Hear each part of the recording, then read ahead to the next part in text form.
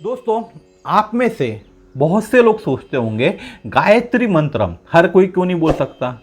लेकिन आज के तारीख में जब से हम लोग इंटरनेट पे आया हुआ है, जितने वायरल हो रहे हैं इंटरनेट पे हर चीज़ जितनी वायरल हो रही है, तो हर कोई गायत्री मंत्र बोलता है।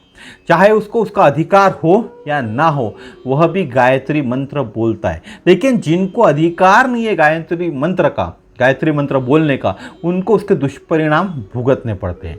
तो क्या जिनको अधिकार नहीं है उनके लिए कोई गायत्री मंत्र नहीं बना क्या?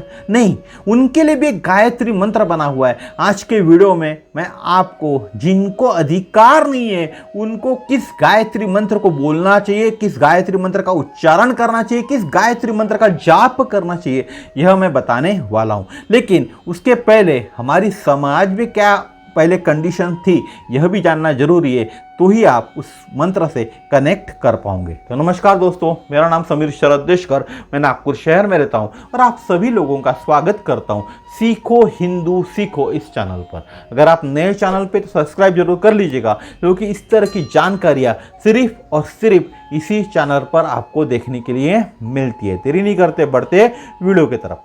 तो आज के वीडियो में हम देखने वाले एक ऐसा गायत्री मंत्र जिसका जाप जिसको अधिकार नहीं है गायत्री मंत्र बोलने का, वह भी कर सकता है। लेकिन उसके पहले प्राचीन भारत की जो वर्ण व्यवस्था थी वो देखना जरूरी है। भारत में वर्ण व्यवस्था के अंतर्गत समाज को 4 बांटों में प्राचीन युग में बांटा गया था। पहला ब्राह्मण, क्षत्रिय, वैश्य और शूद्र। अब प्रारंभ में वर्ण व्यवस्था कर्म आधारित थी, जो उत्तर वैदिक काल के बाद जन्म आधारित हो गई। पहले कैसी थी वर्ण व्यवस्था? हमारी कर्म के आधारित थी, जो कर्म जैसा करेगा उसकी वैसी वर्ण रहेगा। लेकिन बाद में उत्तर वैदिक काल के अंदर में वह जन्म आधारित हो गई। ब्राह्मण यानी कौन? पुजारी, विद्वान, शिक्षक, कवि, लेखक, ये सब ब्राह्मण में आते थे। सिर्फ जनेऊ धारण करने वाला ब्राह्मण नहीं होता था। जो भी पुजारी है, जो भी विद्वान है, जो भी शिक्षक है, जो भी कवि है, जो भी लेखक है, इस तरह के लोग जो समाज को सही रास्ता दिखाते, वह ब्राह्मण कहलाते थे। क्षत्रिय यानी कौन? योद्धा, प्रशासक, जो राजा था वह जो क्षत्रिय कहलाता था। वैश्य ने कौन? जो कृषक, जो व्यापारी लोग हैं, क्योंकि व्यापारी से अर्थव्यवस्था बढ़ती है। खेती करने से हमारे देश के अर्थव्यवस्था में 4 चांद लगते। तो ये लोग वैश्य। और शूद्र यानी कौन? सेवक, मजदूर, क्योंकि इन लोगों की भी जरूरत होती है ना देश को चलाने के लिए। अगर मजदूर नहीं होंगे तो मजदूर कहां से लाओगे? तो वर्ण व्यवस्था का प्रारंभिक रूप ऋग्वेद के पुरुष सूक्त में देखने के लिए मिलता है। इसमें 4 वर्ण ब्राह्मण, राजन्य यानी जिसको हम क्षत्रिय कहे, वैश्य और शूद्र का उल्लेख किया गया है। इतिहासकार रामकृष्ण शर्मा के अनुसार वैदिक काल में वर्ण व्यवस्था का कोई वजूद ही नहीं था। वैदिक काल में सामाजिक बंटवारा धन आधारित न होकर जनजाति और कर्म आधारित पर था। वैदिक काल जब था तब सामाजिक बंटवारा धन के ऊपर आधारित न होकर जनजाति या कर्म के आधारित पर होता था। अब वैदिक काल के बाद धर्मशास्त्र में वर्ण व्यवस्था का विस्तार से वर्णन किया गया है। उत्तर वैदिक काल के बाद वर्ण व्यवस्था कर्म आधारित न होकर जन्म आधारित हो गई। इसका मतलब क्या है? शूद्र कोई भी बनता है, ऐसा नहीं है। अगर कोई ब्राह्मण व्यक्ति के घर किसी बालक ने जन्म लिया और उसका कर्म अगर शूद्र के समान होगा तो वह शूद्र कहलाएगा, ना कि ब्राह्मण। यह वैदिक काल में होता था, आज के काल में यह होता नहीं है। गीता के अनुसार कौन है शूद्र? जो अपने कर्मों से दूसरों की सेवा करने का काम करते, वह शूद्र कहलाते। भगवत गीता के एक श्लोक में इस बात का वर्णन भी मिलता है कि यदि शूद्र वर्ण का होकर भी कोई व्यक्ति एक ब्राह्मण से उच्च कर्म करता है तो उसका स्थान ब्राह्मण से भी ऊपर है। गीता कहती है अगर कोई शूद्र वर्ण वाला व्यक्ति ब्राह्मण से भी उच्च कर्म करता है तो उसका स्थान ब्राह्मण से भी ऊपर होता है। और एक श्लोक बताता हूं आपको, शूद्रेण ही समस्तावत यावत वेदे न जायते।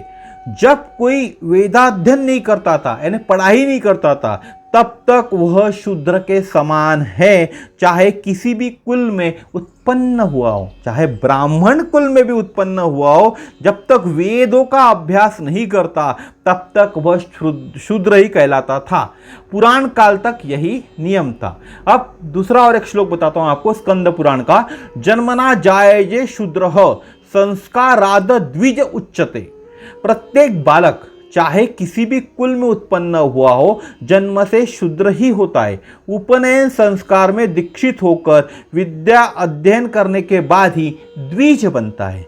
तो जिन लोगों को गायत्री मंत्र का अधिकार किसको मिलता है? जिनका उपनयन संस्कार हुआ है, उन्हीं लोगों को गायत्री मंत्र का अधिकार है। लेकिन हमारे वेदों ने ऐसी भी व्यवस्था करके रखी हुई है कि जिनका उपनयन संस्कार नहीं हुआ उनको भी एक गायत्री मंत्र का अधिकार मिला हुआ है। और वो गायत्री मंत्र क्या है मैं बताता हूँ आपको। इसके अंदर जो भी पुरुष होते हैं ना, जो स्त्री होती है, उसको एक सामने में एक बात करें हम लोग, प्रणव लगाना पड़ता है, तो अलग प्रणव लगाना पड़ेगा। और जो पुरुष है उन्होंने बोलना है रीम यो देवः सविता स्माकम मनः प्राणेन्द्रिय क्रियाः प्रचोदयति तद्वर्गः वरेण्यम समुपास्महे। क्या है मंत्र? फिर से बता रहा हूं मैं आपको। गायत्री मंत्र, जिन लोगों को गायत्री मंत्र करने का, बोलने का अधिकार नहीं है, जो पुरुष वर्ग है, जिसको हम शूद्र बात करते हैं, ठीक है। रीम यो देवः सविता स्माकम मनः प्राणेन्द्रिय क्रियाः प्रचोदयति तद्वर्गः वरेण्यम समुपास्महे। यह श्लोक है। इसका अर्थ क्या होता है? जो सूर्य देवता है, हमारा मन, जीवन शक्ति, इंद्रियां और गतिविधियां है जो हमें प्रोत्साहित करते, हम उस भार्गव की पूजा करते। अब जब भी गायत्री मंत्र स्त्रियों को पढ़ना है तो इसके आगे स्त्रियों को क्लीम लगाकर पढ़ना है, प्रणव क्लीम का करना है। और अनुपवितियों को रीम, यानी जो लोग हैं जिनको गायत्री मंत्र पढ़ने का अधिकार नहीं है, उनको रीम का प्रणव लगाकर मंत्र बोलना है। मैंने आपको इसके पहले रीम इस मंत्र ये प्रणव लगाकर मंत्र बताया। यह मंत्र पुरुष लोगों को बोलना है और स्त्रियों को क्या बोलना है?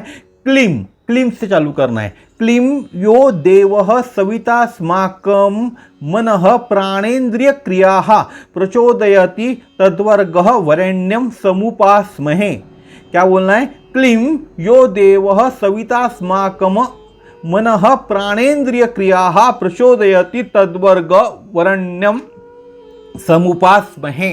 यह श्लोक है गायत्री मंत्र। यह स्त्रियां भी बोल सकती है या पुरुष भी बोल सकते हैं, जिनको गायत्री मंत्र बोलने का अधिकार नहीं है। तो हमारे धर्म ग्रंथों के अंदर में किसी के साथ अन्याय किया गया नहीं था। ये हम लोग हैं जिन्होंने वर्ण व्यवस्था को जाति व्यवस्था में बदल दिया।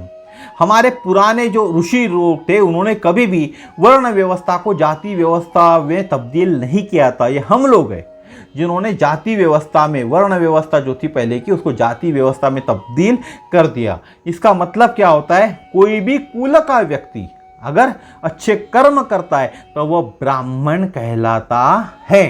कोई भी कुल का व्यक्ति हो। बहुत सारे उदाहरण आपको देखने के लिए मिलेंगे। जरूरी नहीं है जितने भी साधु संत है आज के तारीख में मार्केट के अंदर में हर कोई ब्राह्मण है। 99% लोग उसमें से ब्राह्मण नहीं है, दूसरे कुल के, दूसरे जाति के, फिर भी वो ब्राह्मण है, क्योंकि लोगों को ज्ञान देने का वो काम करते, लोगों को सिखाने का काम करते, समाज को पढ़ाने का काम करते, इसलिए वो ब्राह्मण कहते। वो उनके जो कर्म कर रहे, कर्म के कारण वो ब्राह्मण है, ना कि जात के कारण। तो इसीलिए कहते हैं कि जाति व्यवस्था और जो वर्ण व्यवस्था थी उसमें बहुत बड़ा फर्क था। तो आज के वीडियो में मैंने आपको बताया जिनको अधिकार नहीं है गायत्री मंत्र का, उन्होंने कौन से गायत्री मंत्र को बोलना चाहिए, पुरुष हो या चाहे स्त्री हो। अब इसके अंदर में सिर्फ शूद्र लोगों ने ये गायत्री मंत्र बोलना चाहिए क्या? नहीं, जितने भी ब्राह्मण हो, क्षत्रिय हो, ब्राह्मण जिन लोगों का उपनयन संस्कार नहीं हुआ, चाहे वो ब्राह्मण हो, चाहे वो क्षत्रिय हो, चाहे वो वैश्य हो, चाहे वो शूद्र हो, जिनका उपनयन संस्कार नहीं हुआ उन सभी को गायत्री मंत्र बोलने का अधिकार नहीं है। चाहे वो ब्राह्मण भी हो तो भी उसको जो प्रॉपर गायत्री मंत्र है उसका उच्चार नहीं करते हुए इसी गायत्री मंत्र को बोलना है। तो दोस्तों आज के वीडियो में आपको समझ में आ गया होगा जिन लोगों को गायत्री मंत्र बोलने का अधिकार नहीं है उनको किस गायत्री मंत्र का जाप करना चाहिए, और अगर स्त्री है या पुरुष है तो किस प्रणव सामने में, मंत्र के सामने में कौन सा प्रणव लगाना चाहिए। तो दोस्तों आज का वीडियो यहीं तक था। अगर आप नए चैनल पे तो सब्सक्राइब जरूर कर लीजिएगा, क्योंकि इस तरह की जानकारियाँ सिर्फ और सिर्फ इसी चैनल पर आपको देखने के लिए मिलती है। तो कल फिर मिलेंगे इसी तरह के नए वीडियो में नए विषय के साथ। नमस्कार, जय श्री राम, जय हिंद। भगवान आपको खुश रखे।